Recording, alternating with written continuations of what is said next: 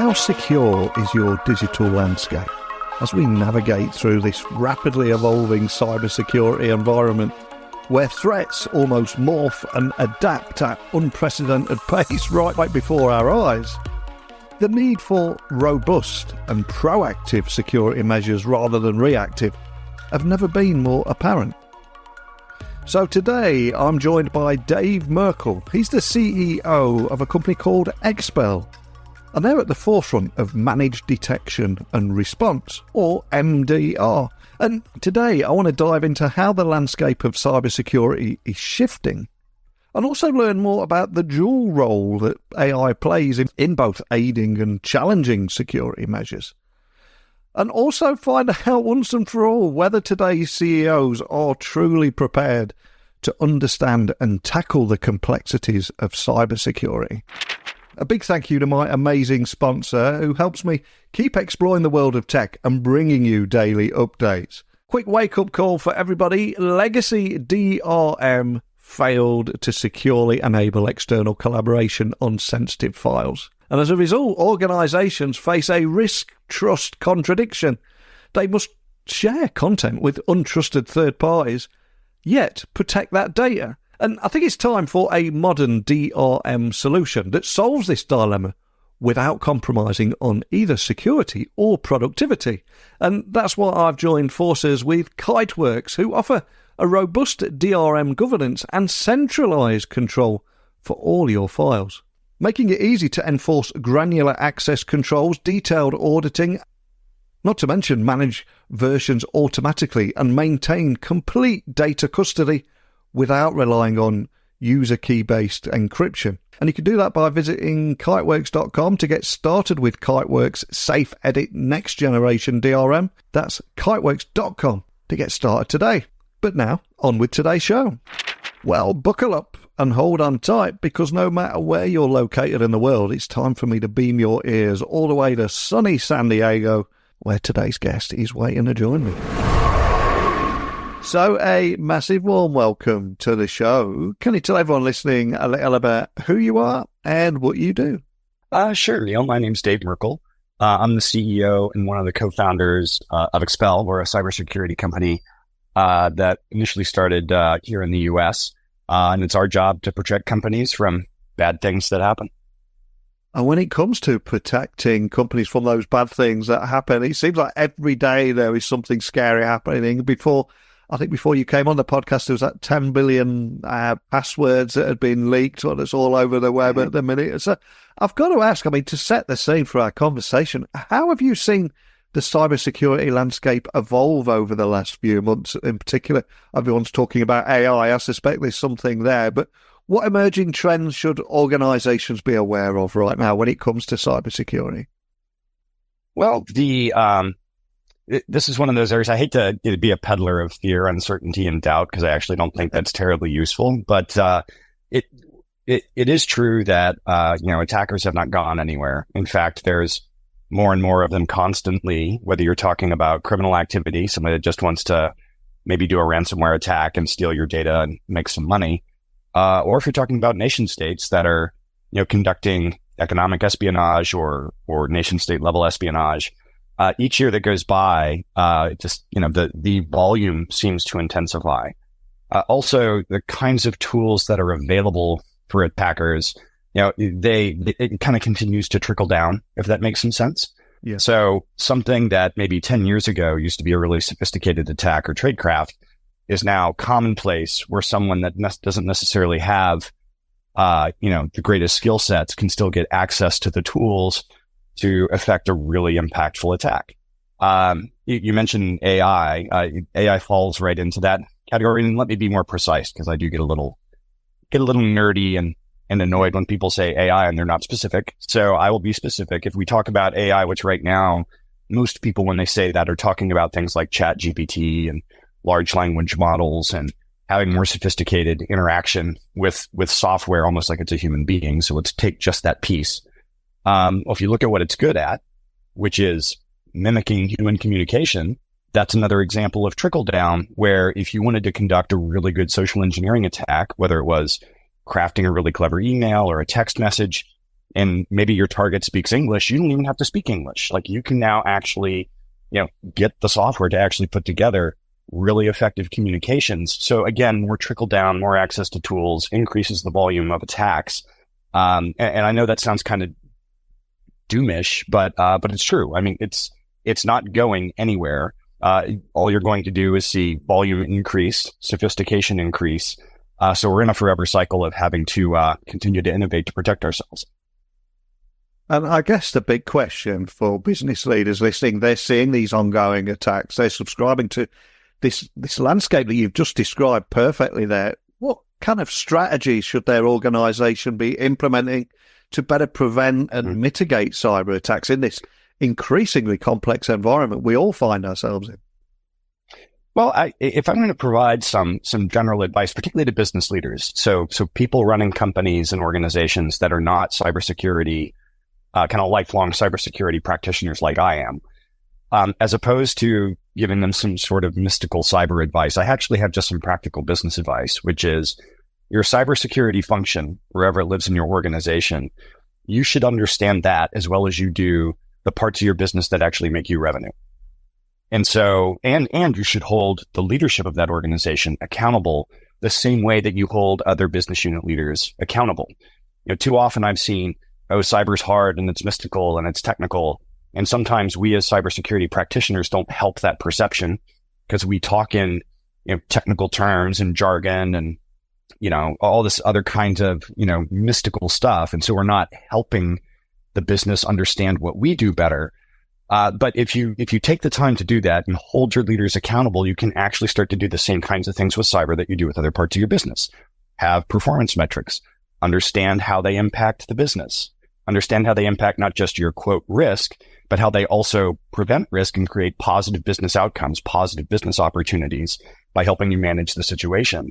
It's not mystical and unknowable. It's no more complicated than other parts of a business. Like if you think about an oil company, like the process of petroleum extraction from the Earth's crust is tremendously technical and complicated. It's not more complicated or less complicated than cyber. It is totally possible for a business leader, set of business leaders, a CEO and their leadership team to really inspect how they think about cyber the same way they inspect the rest of their business. That's probably the number one. Don't wave it away and say, well, it's too technical or I don't need to understand that. Yes, you do. Just like you need to understand the parts of your business that make you money. And one particular attack that doesn't seem to be going anywhere, especially from all the headlines I see about people still actually paying the ransomware attackers, and they are becoming more and more sophisticated. Any steps that companies should be taking to protect themselves against these threats too? Yeah, certainly. So if we do kind of delve into specific technical advice, probably the most relevant advice is the most boring, which is think about things like hygiene. And when I talk about hygiene, I mean things like patching your systems and keeping your software up to date, having backups and being able to restore those backups, like real basic stuff. But if you do it well, you're suddenly very resilient. If you have a good backup regime, if you know where your critical data is, and you can restore it from a backup if you have a problem, you're, one step closer to being, quote, immune from ransomware. So that'd be step number one. Step number two is making sure that you do have the blocking and tackling, right? So some of the basic cyber investments, endpoint detection and response software, whether that's a Microsoft product or CrowdStrike or something along those lines. Good network detection for those companies that still have a network. Some cloud native companies don't. So, but where you have those investments, that's relevant. Making sure that you're monitoring across your cloud infrastructure, and then making sure that someone's job is to look at that stuff 24/7. Because if something bad does happen, the best way to mitigate it is to quickly detect it, figure out where it is and then knock it down. And if you've made the right investments and if you have the right kinds of people operating your security infrastructure, you can mitigate the vast majority of these attacks and continue operating business effectively. And AI has been described as somewhat of a double-edged sword in cybersecurity. And I keep reading about AI being used by both attackers and defenders alike. Is this evolving into a good AI versus bad AI boss battle of sorts? What are you seeing here? That's a good question. I have seen I have yet to see anything in the wild where I think it's AI fighting AI without humans involved. That doesn't mean that it hasn't happened. It just means that if it did, it didn't present in any distinct way that looked somehow different than an attacker using various kinds of automation or other software to attack a defender. I know defenders are using AI. We do in order to find attackers, in order to automate your response, in order to augment our humans. I can't replace humans yet. So there's no kind of self-driving cybersecurity protection team that is, fully AI. There's still a human in the loop, but there's a lot AI can do to really scale that human so that they can get more done more effectively. So that's definitely happening, but I haven't seen anything yet in the wild where it's been full on AI versus AI. I have seen some research. This was, about 6 months ago, but they had staged an AI versus AI attack where there was a AI sort of attacker that was crafting malicious emails on its own to affect a certain outcome. And there was an AI protecting the email system that those emails were coming into, and they kind of let them loose on each other. But as for seeing any of that in the wild, not yet. Will we? I'm sure we will. It's inevitable. If it does happen, then what I think it's going to look like is larger scale, faster iteration of attacks. It's going to look kind of like two humans, but moving at light speed. And for any security professionals that could be listening to our conversation today, any advice on how they could be leveraging AI to maybe stay ahead of some of the cyber threats or just to improve their own cyber hygiene as a result? Yeah, a couple of thoughts. First, do educate yourself. Understand when someone says AI, what they mean, because there's some AI techniques that fit in that bucket we've been doing forever. You think about maybe training and applying a machine learning model to certain kinds of data to detect attackers, as an example. That's not new. Like, that's been going on for a long time. That is still just using AI. It could be utilizing large language models and things of that nature to augment your humans and implementing things like, things that will help you automate report writing, things that will act as a co-pilot and maybe recommend courses of action. So there's starting to be a lot of different features showing up in different cybersecurity products now. So educate yourself on what the realm of, kind of the possibilities, might be. And then select very carefully. Understand what you're trying to optimize. Don't throw 47 different kinds of, quote, AI at something when you don't understand what problem you're trying to solve. So select carefully and then experiment. I think we're in a time of experimentation right now. It's not like I can point at a suite of cybersecurity AI products and say, pick these 4 or 5. We're definitely in a phase of fast evolution. So experimentation with a clear eye on what you're trying to improve, what you're trying to get out of it, and a good evaluation of that, I think is the name of the game. And at least right now, continue to experiment, because I think the space is evolving. The kinds of solutions that are available today will look different 6 months from now, a year from now, a year and a half from now. 100% with you on that. And I'm curious, do you think that most CEOs have the necessary skills and knowledge to make informed cybersecurity decisions? Well, the reason I asked that, there's been a lot of talk over the years that the boardroom have not actually understood the ROI and the value of cybersecurity. So is that still the case? Is that changing? And if there is a gap, how can we better bridge that gap? I do think, like, if I, standing here in 2024, it is a much better landscape than it was 10 years ago. So, board members probably know something about who's running cybersecurity for the business. They probably have seen something in terms of metrics or information or measurements of effectiveness. Now, do I think, like, the CEO or the board themselves fully understand on their own how to think about that ROI? Like, what are you spending? What are you getting out of it? How did you measure efficacy? No, but what they should be doing, if they're not already, is they should be holding the executive in charge of cybersecurity, whether that's the CIO, whether that's the chief information security officer, chief security officer, whoever owns that remit and is showing up to talk to the board and the CEO about the program. They should have the expectation that that person can talk to them in a way that they can understand it. And if that person can't, they have the wrong executive in charge of the function, and they should be shopping for a better leader that helps bridge that gap. And that's kind of that step of, hey, hold that business function accountable the same way you hold every other business function accountable. The executive that owns it is supposed to show up, understand it, and be able to help translate so that the board and the CEO can transact on it. And what role do you think managed detection and response, or MDR, plays in helping organizations better minimize business risk? And also, what makes you stand out and different in this space too? Because again, quite a crowded market, isn't it? Yeah, no, there's no question that, well, I mean, to your point, if the market's crowded, the reason is there's a great need. And the reason there's a great need is, as we've talked about through this entire conversation, it's not like the attackers are going away. It's not like the kinds of things that you have to protect are becoming fewer in number or less complex. Like all that's going the other direction. And so trying to be effective on your own 24/7, always eyes on, looking for the bad guys and chasing them when you need to, that's a pretty serious business to get into. And if it's a cost center, it's really hard for businesses to be as good at that as they need to be to operate in today's environment. So when I think about the benefit of MDR, particularly Expel, that I make that problem go away. We don't have to manage it 24/7. We have the ability to integrate with all your investments, both today and into the future. Why? That's how I make money. So the amount of R&D I invest into that science is far greater than anybody's, individual cybersecurity program in a company that doesn't do this for a living.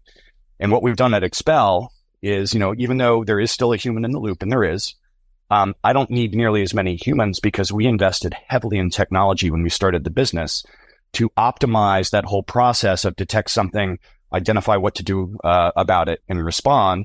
And we use everything.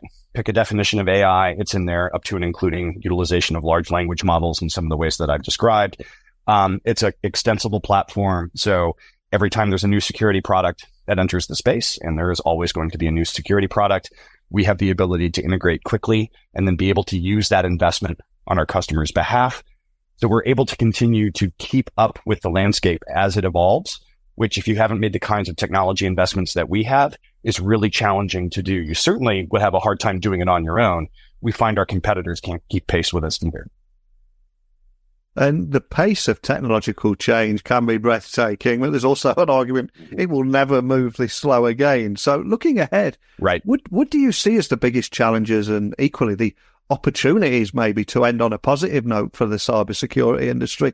I can't say over the next 5 years because things are changing that quickly at the moment, but for the foreseeable future, what are you seeing here? I think the pace is the thing that is both a problem and a benefit. If I take a look at the cycle we're going through with, AI technologies, particularly large language models, it's not that the cycle we're going through has a different shape than other innovation cycles. Like the shape of the cycle looks like the shape of cloud innovation. Hey, here's new technology. People experiment, try to figure out how to use it. There's a bunch of hype and excitement. Then there's some disappointment, and there's eventually some realization of what the real value is. And then there's adoption at scale. So that's basically the shape of the curve here. It's just that the time cycle around AI is so massively compressed, right? So it's not going through to your point, 5, 6, 7, 8 year cycle. Like if we go back and take a look at cloud adoption, and you could argue how long that cycle was, but it was years long to get through sort of ubiquitous realization of value. AI is going much faster. And so I think that does create a problem because the pace at which you have to keep up with it is going to be pretty high. And if history is any guide, attackers are doing it today. Like they're spending their time there. So they're figuring out how to utilize a company's own AI infrastructure against itself to produce an outcome that business doesn't want, that benefits the attacker. It's happening right now. And so the pace is the big problem, but the pace is also the solution because the innovation in the cybersecurity space to help defenders be effective. I mean, we're doing it and I'm watching it with other vendors that we partner with and integrate with. It is also moving really fast. And so I do think that, as opposed to gloom and doom and, we'll never be able to protect it. We've been able to keep up with everything before. Not that bad things can't happen. They do, but there's still an internet. There's still cloud infrastructure. There's still businesses that have been operating through all of it quite profitably, creating great value for shareholders. It is possible to keep pace. It is possible to protect your business. It is possible to operate effectively. Well, thank you so much for sharing your insights around the trends within cybersecurity, as well as how organizations and individuals can prevent and mitigate those cyber attacks. There's only so much we can do looking forward. And as the old Steve Jobs quote is about, you can only join up the dots by looking backwards. I'm going to ask you to look back at your career now, because none of us are able to achieve any degree of success without a little help along the way. Very often there's somebody that has invested in a little time and as maybe they saw something in us. Maybe we could just look back and join up the dots and see how things happen for a reason. So is there a particular person who you're grateful towards who maybe helped you get you where you are we can give a little shout out to today? I really like this sentiment of what you're saying. If you're ever talking to a founder and somehow they magically created all their success and there was never any luck or help along the way, you didn't get the real story. Yeah. And so, when I look back, I started my career in the U.S. military. And so, I am, extremely grateful for my time there because in the time I was serving, I received far more than I was ever asked to give. And so getting into cyber in the first place happened there. So I'm thankful to that institution that created an amazing career opportunity. In each company I've been in, whether it was AOL, where I worked for a wonderful man named Doug Bigelow, who's no longer with us. He had passed some years ago. My first civilian boss, just a great leader in the early days of cyber, really encouraged curiosity and learning. And then when I left AOL, the company I did before Expel was Mandiant's. And so Kevin Mandia, who was the CEO there, he and I knew each other from the military, and he took a leap of faith on me when I went to build his endpoint product business. And that was just an incredible journey. And it enabled me to go from being a cybersecurity practitioner onto the vendor side, building cybersecurity products to help a much larger set of people. And it was just an amazing career step that's made a whole bunch of other things possible. Wow, what a great answer. It's so important to get that shout out there. I think very often these people are not aware of the impact that they have on ourselves and our careers. So a big shout out to those people. And for anyone listening, just wanting to find out more information about Expel, your work you're doing now, how you're helping your customers, etc., or just some of the insights that you've gained there, where's the best starting point for everything? Where would you like me to point everyone listening? Oh, you can definitely just start on our website, www.expel.com. And from there, you'll find a whole host of things, whether you're looking for a little bit more in-depth view on what we do for our customers, or if you're just interested in our point of view. We do have a blog there. We also publish regular threat reports. So we help inform the broader cybersecurity public on the trends that we see. And hopefully that information helps inform people's own programs as we all fight the good fight together. Well, I'll add links to everything so people can find you nice and easy. We covered so much in 30 minutes today, including how artificial intelligence is a almost double-edged sword that is impacting the security industry, how it can be used by support security professionals, and whether CEOs are equipped with the relevant skills to understand cybersecurity, how this can contribute to the security decisions they make. So many big talking points. I'd love to hear from people listening their vantage point and what they take away from this conversation and the insights that they have. But more than anything, just thank you for bringing this topic to life today. Much appreciated. Awesome. Well, thanks so much for the opportunity, Neil. Definitely enjoyed it. So I think today we unraveled the intricate web of cybersecurity challenges, but also the opportunities. And a big thank you to Dave Merkel of Expel for sharing his insights around the evolving threat landscape and embracing AI's potential while also acknowledging its pitfalls. But we covered so much crucial ground for business leaders today. And before we part ways, I want you to reflect on, is your organization genuinely prepared to handle the cybersecurity challenges of tomorrow? What keeps you up at night? How are you preparing to be more proactive than reactive to those cyber threats? Let me know your thoughts. Join the conversation by connecting with me online. techblogwriteroutlook.com, LinkedIn, Twitter, Instagram, just at Neil C. Hughes. Let me know. But remember, stay vigilant and stay informed. I think they're the most important factors and big takeaways for me. So thank you for listening as always. But until next time, don't be a stranger.